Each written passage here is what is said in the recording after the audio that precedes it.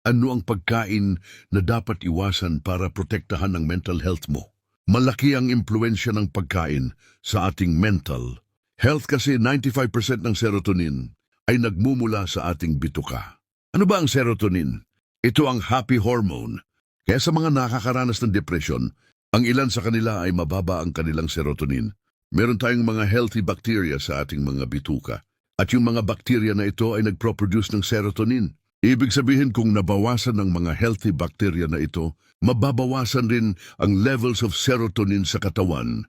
Ang mga pagkain na pwedeng sumira sa healthy bacteria sa bituka ay saturated fats, refined sugars, and artificial sweeteners. Kaya pag ikaw yung mahilig kumain ng processed foods araw-araw, ginagawang tubig ang soft drinks at lagi kang may dessert, mapapansin mo na hindi na healthy ang gut or bituka mo.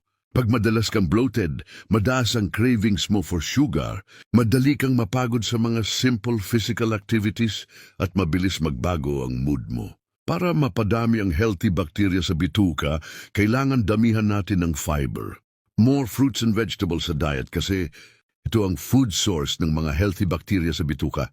Makakatulong rin ang probiotics para sa gut health tulad ng yogurt, kombucha, and kimchi.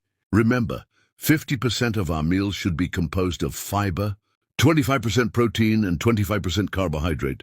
Kailangan natin ng balanced meal para balance rin ang ating mood. Ligtas ang may alam. Hanggang sa susunod, take care.